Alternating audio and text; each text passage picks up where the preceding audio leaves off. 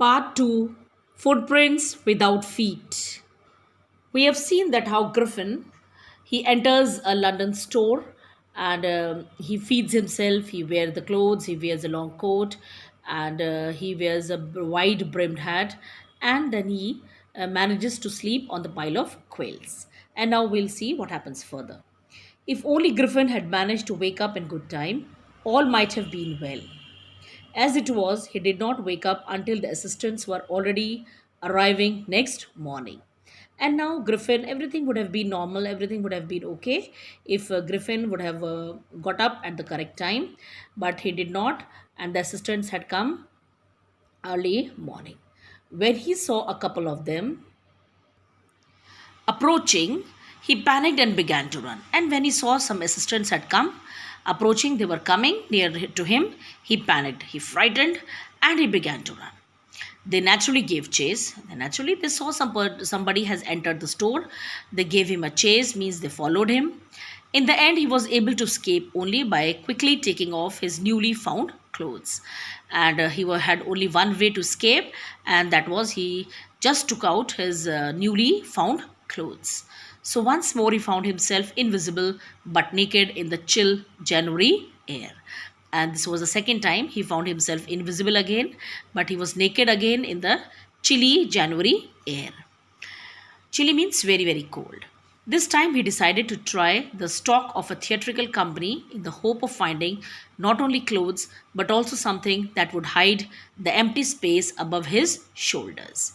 And now this time he got another place, and this time he went inside the stock, that is a godown of a theatrical company, in the hope of finding not only the clothes but something which would hide his shoulders.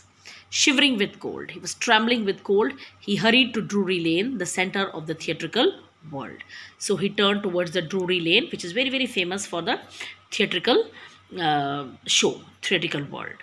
He soon found a suitable shop. He made his way invisible upstairs and came out a little later wearing bandages around his forehead, dark glasses, false nose, big bushy side whiskers, and a large hat. And then he got his suitable shop and he went there invisible. Nobody saw him going upstairs. And later, when he came down, he was wearing the bandages around his forehead and the dark glasses, false nose also he found there, big bushy side whiskers. Whiskers are hair found on the cheek, at the sides of the cheek. Okay, and a large hat. To escape without being seen, he callously attacked the shopkeeper from behind.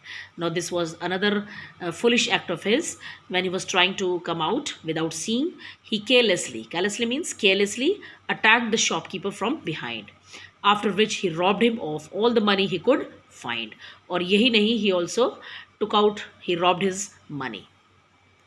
Now, eager to get away from the crowded London, he took a train to the village of Iping, where he booked 2 rooms at the local inn.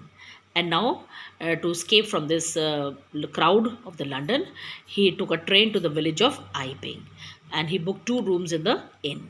Inn is like old hotels, as we have the hotels now. No? So previously we used to have inn.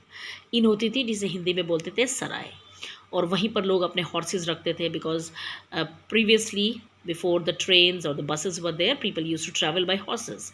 So it was the place where they could give rest to their horses also, and the people, they stayed for the night and then they continued their journey.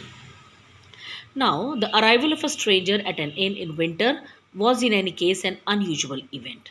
Now, his coming to the inn at this time of the year, that was in winter, was itself a very unusual, क्योंकि जल्दी से कोई winter में travel नहीं करता हो.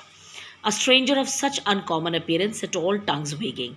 And not only this, he was a stranger and with uncommon appearance. Very uncommon उसका जो appearance था, बड़ा अलग था. And it set all tongues wagging, means made all the people talk about him. Everybody was talking how such a unusual person has come. Mrs. Hall, the landlord's wife, made every effort to be friendly. But Griffin had no desire to talk and told her, "My reason for coming to Iping is a desire for solitude. I do not wish to be disturbed in my work. Besides, an accident has affected my face.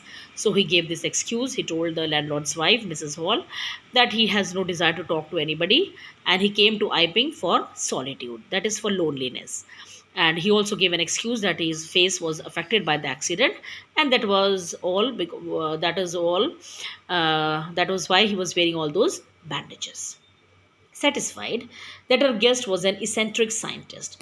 She was satisfied that her guest was eccentric. Eccentric means very freaky.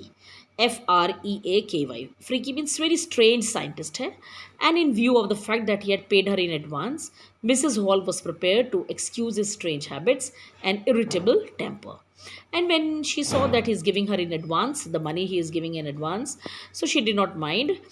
She excused her. Did not mind his strange habits and also his irritable temper, his angry nature. उसने mind नहीं किया. But the stolen money did not last long, and presently Griffin had to admit that he had no more ready cash. और अब जो चोरी का money था वो ज़्यादा दिन नहीं चला, and he had to pay the cash. He pretended, however, that he was expecting a check to arrive at any moment. And then he pretended, उसने show किया, उसने excuse किया that he was expecting a check जो उसका कभी भी आ सकता है. Now, shortly afterwards, a curious episode occurred. उसके बाद होता क्या है, check कहाँ से आएगा? This is clear, because he was telling a lies. And then afterwards, a very curious, very strange episode occurred. Very early in the morning, a clergyman and his wife were awakened by the noises in the study. And it was a clergyman's house. उनके जो clergyman का, उनकी wife और clergyman सुबह सुबह उठ जाते हैं. उन्होंने देखा कि उनका जो स्टडी रूम है जहाँ पर उनकी बुक्स रखी होती हैं, it's library, there was some noise over there. Creeping downstairs. Creeping means very, very slowly they came down. They heard the chink of money being taken from the clergyman's desk. And now they heard the chink of money, sound of the money being taken from the clergyman's desk. उन्होंने देखा कि उनकी जो desk है उसमें से कोई पैसे निकाल रहा है. Without making any noise and with the poker grasped firmly in his hand, clergyman flung open the door. And very slowly, without making any noise, with the poker. Poker is an instrument to stoke fire.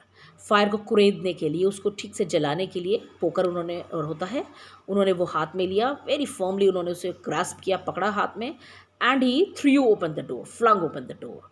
And he said surrender. उन्होंने सोचा some thief has come, and he said surrender.